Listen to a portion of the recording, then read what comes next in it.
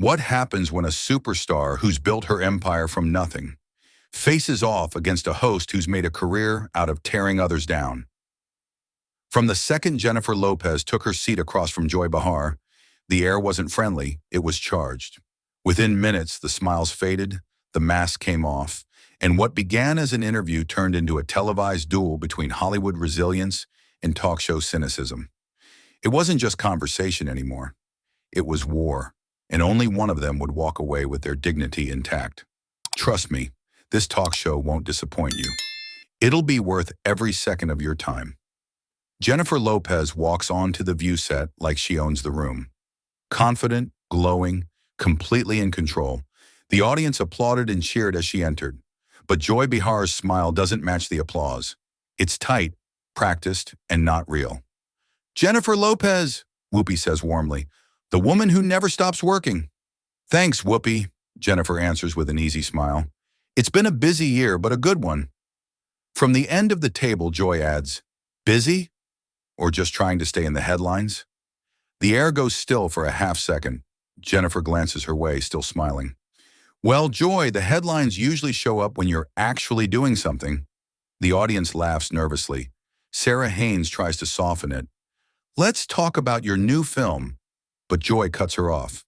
"We'll get there. I just want to understand something first."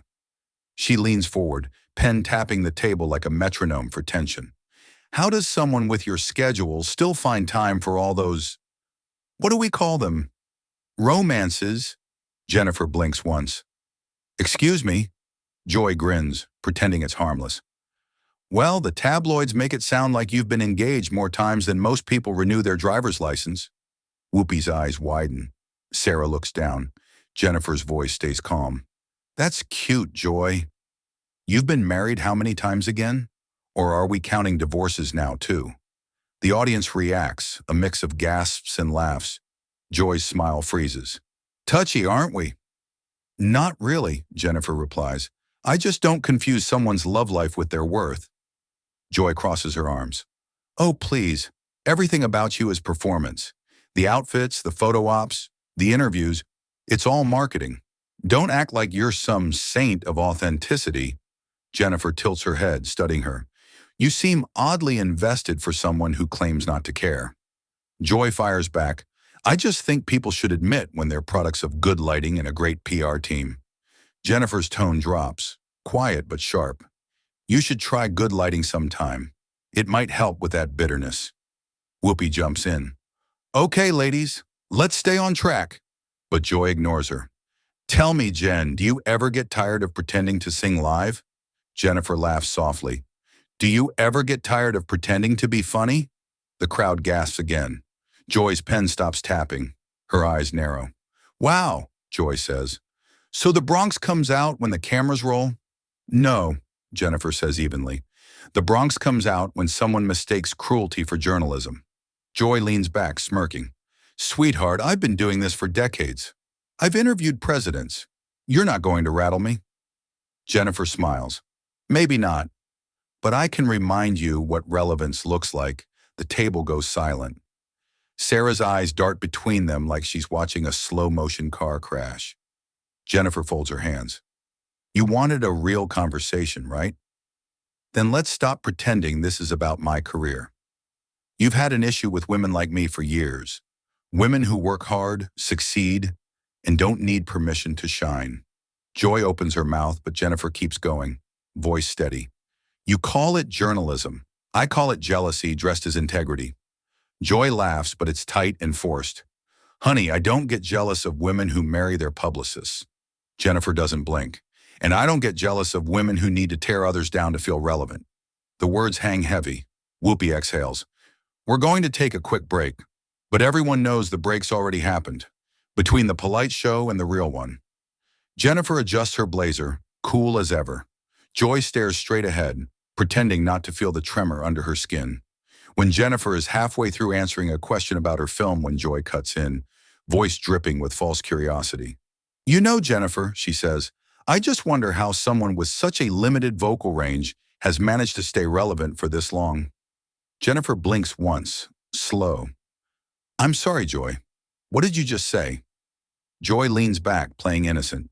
Oh, come on, it's not an attack. It's just interesting. Some artists disappear when the talent runs out. But you've managed to turn a couple of high notes into a 30-year empire. I think that's fascinating. Whoopi shifts in her seat. Sarah gives a nervous laugh that doesn't land. The air feels heavier now. Jennifer's voice stays calm, but her eyes sharpen. So you're suggesting I don't deserve the success I worked for? Joy shrugs, her smirk curling. I'm suggesting the industry might be a little more forgiving to certain brands. Some people are stars because they can sing, others because they can sell perfume. Jennifer sits back for a second, the corners of her lips lifting just slightly. That's funny, she says softly, because I've sold more records than anyone at this table. But please tell me more about how I'm the one who got lucky. Joy's eyes flash. I'm just saying, Whitney Houston didn't need marketing. Mariah didn't need tabloid buzz. You, on the other hand, well, let's just say the cameras have always loved you more than the critics. Jennifer leans forward now, her tone still smooth but with a pulse of danger beneath it. Whitney was one of a kind. I'd never compare myself to her. But you know what I do have, Joy? Longevity. You don't fake that. You earn it. Every tour, every audition, every night when people said no. And I got back up anyway. Joy folds her arms. Sure. You're the hero of your own movie.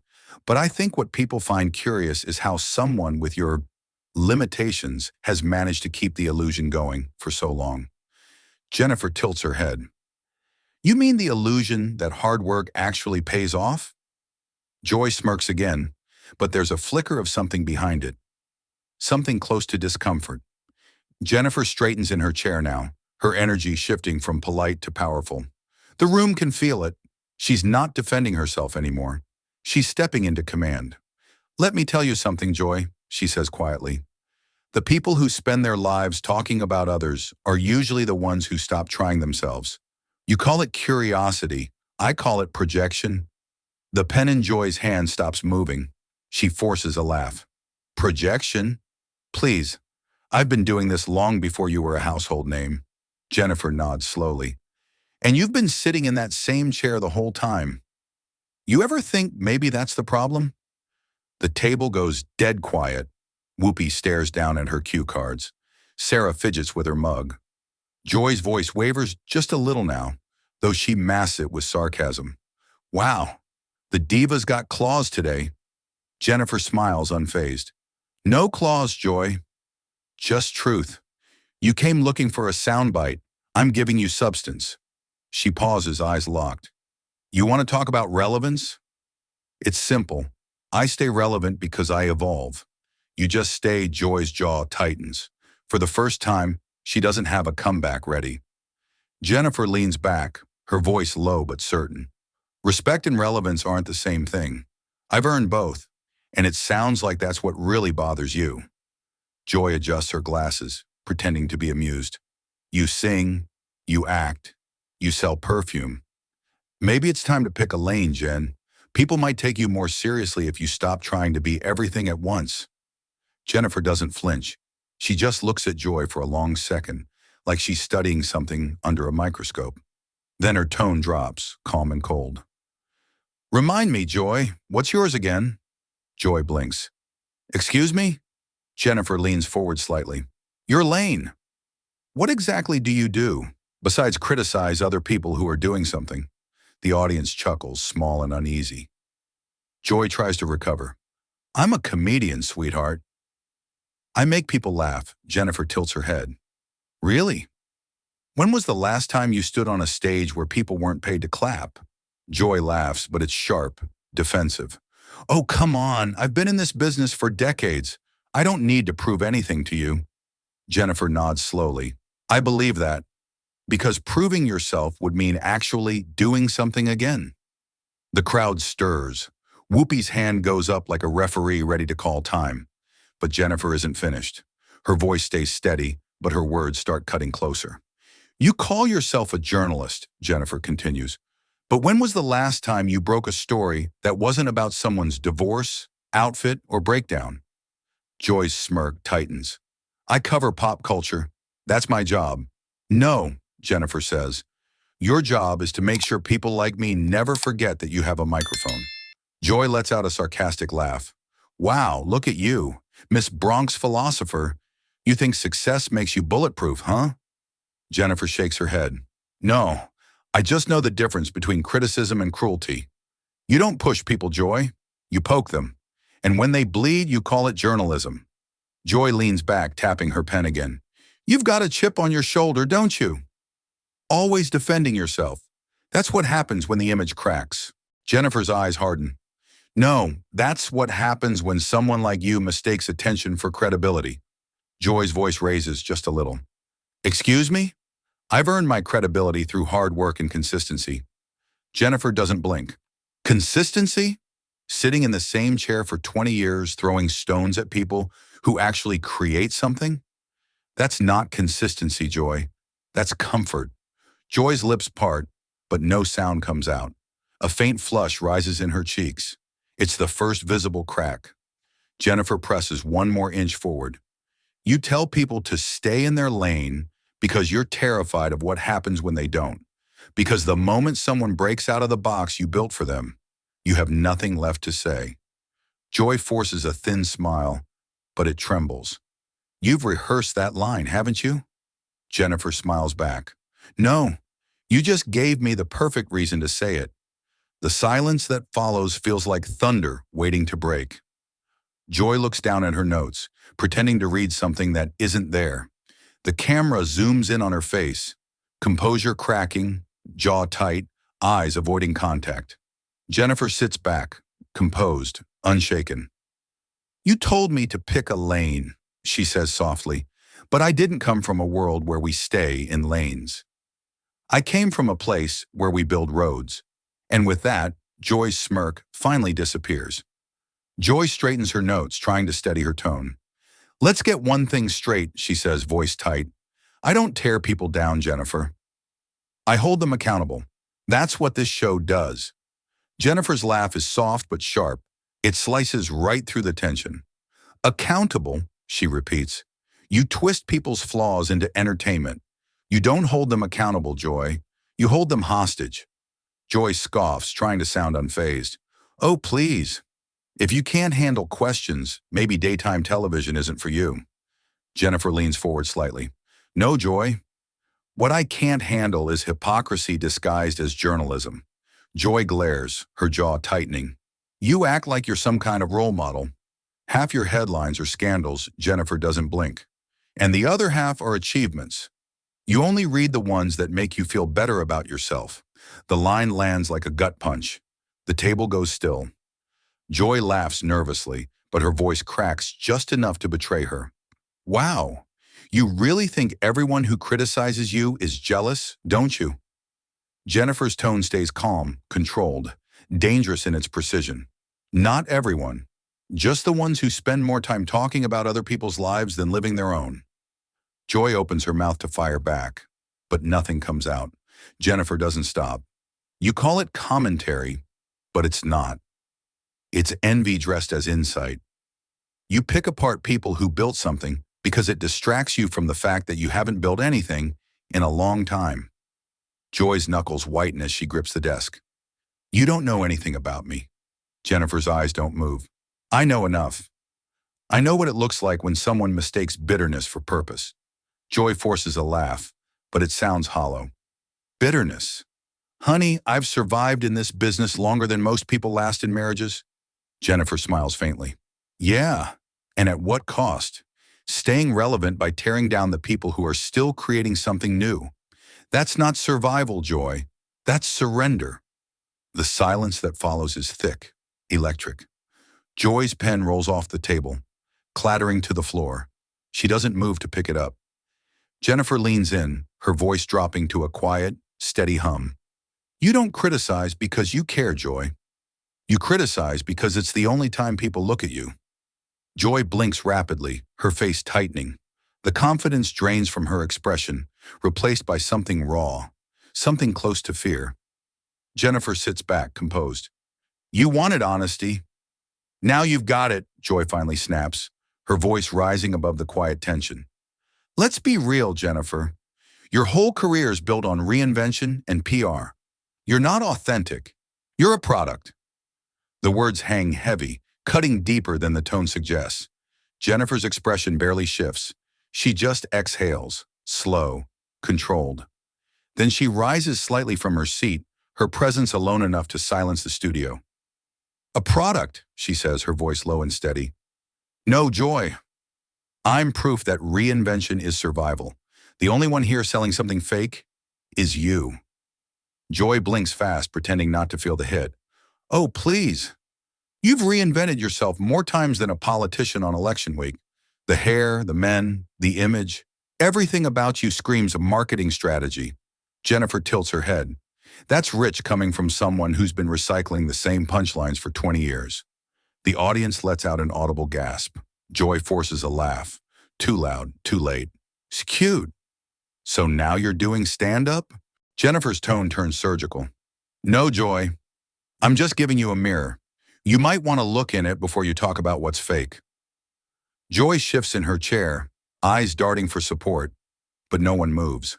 Whoopi's silent. Sarah's looking down.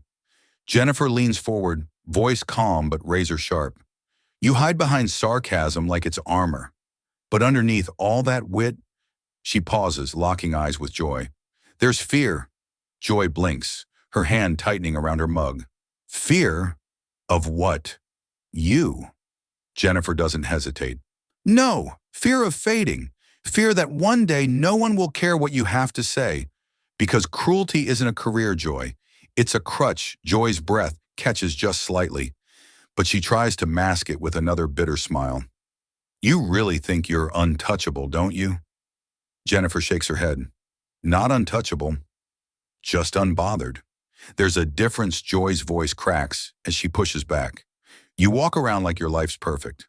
You've had divorces, scandals, flops. Admit it. The whole thing's a performance. Jennifer's reply comes quick and clean. Everything I've been through, I owned it. I never hid behind a camera or a punchline. You spend your life talking about people who actually live theirs. The studio falls silent again.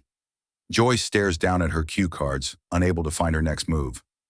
Jennifer sits back, composed, but her words still hang like smoke in the air. You called me a product, she says quietly, but at least I stand for something real. You've become a headline machine with nothing left to say. Joy opens her mouth, but nothing comes out. The smirk that carried her through decades of on-air dominance fades, replaced by something no one's seen before: doubt. Jennifer's eyes soften just slightly, but her voice doesn't lose its edge. You can mock my work all you want, Joy. But at the end of the day, people remember what I built, not what I tore down. Jennifer doesn't wait for another cue or another jab. She rises from her chair slowly, not in anger, but in purpose. The movement alone commands the room. Every camera tilts up with her. Every whisper dies. Her voice is calm, stripped of performance, just raw truth. You had something once, Joy, she says softly. You were sharp, fearless, funny. You made people think, but somewhere along the way you stopped risking. You traded courage for comfort. Joy stiffens, her chin high but her eyes glassy. Don't patronize me, she mutters. Jennifer shakes her head gently. This isn't patronizing. It's sad. Joy forces a smile, brittle and thin. Oh, I'm fine, sweetheart. I didn't need to dance my way through life to stay relevant. Jennifer doesn't move, doesn't blink. No, you just sat still long enough to watch yourself fade. The audience murmurs, a low ripple that sounds more like disbelief than applause. Whoopi shifts uncomfortably, but even she knows this isn't her moment to intervene. Jennifer continues, her tone firm but not cruel. You were the one people listened to because you said what others were afraid to.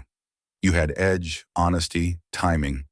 But then the laughs stopped being about truth. They became about tearing people apart. Easier laughs, cheaper laughs. Joy's jaw tightens. I evolved. I adapted to what the audience wanted. Jennifer steps closer to the table, eyes locked on hers. No, Joy, you didn't adapt. You settled that lands. You can feel it in the silence. Joy's breath catches, the mask slipping. Jennifer lowers her voice even more. No grandstanding now, just quiet precision. You don't hate me, Joy. You hate the version of yourself that stopped trying. Joy blinks hard, swallowing. You don't know what you're talking about. I know exactly what I'm talking about, Jennifer says, because I've been there. Tired, scared, wondering if the world's done listening. The difference is, I didn't let that version win. You did. Joy's face twitches, a flash of something human. Regret, maybe, buried under pride. You think you're better than me? She says, voice trembling. Jennifer shakes her head. No, I think you used to be like me. Hungry, brave, unafraid of failing. But you gave up on that woman a long time ago. Joy's hand trembles now, fingers tightening around her coffee mug like it's an anchor. You really think you can come on my show and psychoanalyze me? Jennifer leans forward, her voice like a whisper that hits harder than any shout. No, Joy. I'm not analyzing you. I'm watching you unravel. A sharp inhale ripples through the room. Jennifer delivers the final line. Low, steady, devastating. Every time you mock someone's dream, you're really mocking the part of you that failed to chase yours. The room is already silent when Jennifer takes a deep breath and looks straight at Joy. Her voice doesn't shake. It rises, controlled and sharp, like she's finally done holding back. You say I'm not real? She begins, her tone steady but burning with conviction. Then listen carefully. What's real is that I came from nothing and built everything. What's real is that I've inspired people you'll never reach. And what's real is that when they hear my name, they think of work, not bitterness. Joy tries to interrupt, but Jennifer doesn't let her. The energy in the room has shifted, completely. Jennifer isn't defending herself anymore. She's defining herself. I didn't get here because someone handed me a talk show, she continues. I got here because I refused to quit. Every single thing you've mocked, my music, my films, my hustle, that's what made me. You can call me a product if it helps you sleep, but at least I'm worth something. Joy laughs nervously, a brittle sound that doesn't fool anyone. You can't talk to me like this. This is my show. Jennifer turns to her slowly, calm but unflinching. Your show, she says. You're just the voice they let speak when no one else wants to say the ugly parts out loud. Joy's mouth opens, but nothing comes out. Jennifer's tone turns almost tender, but it's the kind of tenderness that cuts deeper than anger. You mistake cruelty for candor, Joy. You mistake airtime for importance. You've built a whole persona on being the blunt one, but there's a fine line between honesty and envy, and you crossed it a long time ago. Joy's face tightens, her jaw trembling. You think walking away from criticism makes you brave? It makes you fragile. Jennifer shakes her head slowly. No, it makes me free. Brave is facing someone who's made a career out of cutting people down and refusing to let them do it to you. She stands now, reaching for her purse. Joy's eyes dart toward the producers off camera, but nobody moves. Nobody wants to interrupt what's happening. Jennifer turns back to Joy, her voice soft, almost kind, but the kind that carries finality. You spend every morning tearing people apart to feel relevant. I spend every morning creating something new. That's the difference between us. She pauses, letting the silence stretch just enough for everyone to feel it. Then she delivers the final blow, slow and clear, her eyes never leaving Joy's. Tomorrow I'll still be Jennifer Lopez. She slips her purse strap over her shoulder. You'll still be Joy Behar, hoping your outrage trends before noon. No one breathes. No one blinks. The only sound is the faint hum of the studio lights and the sharp echo of truth finally spoken aloud. Joy doesn't answer. She just stares, her face frozen between fury and disbelief. Jennifer gives a small, polite smile, the kind that says this conversation is over, and takes a step back from the table. And in that instant, the balance of power on the view flips. Joy may still have the desk, the camera, and the mic, but Jennifer has the room, the respect, and the last word. Jennifer Lopez didn't just walk out of the view. She walked out owning the moment, turning what was meant to humiliate her into one of the most powerful clapbacks ever seen on daytime TV. It wasn't about ego, it was about respect. She reminded everyone watching that silence in the face of disrespect isn't grace, It's surrender. And she chose neither. So now the question is, was Jennifer right to call Joy out that way? Or did she go too far? Drop your thoughts below. And if you love seeing moments where truth cuts through the noise, make sure to subscribe for more stories like this, where power meets honesty and legends refuse to stay silent.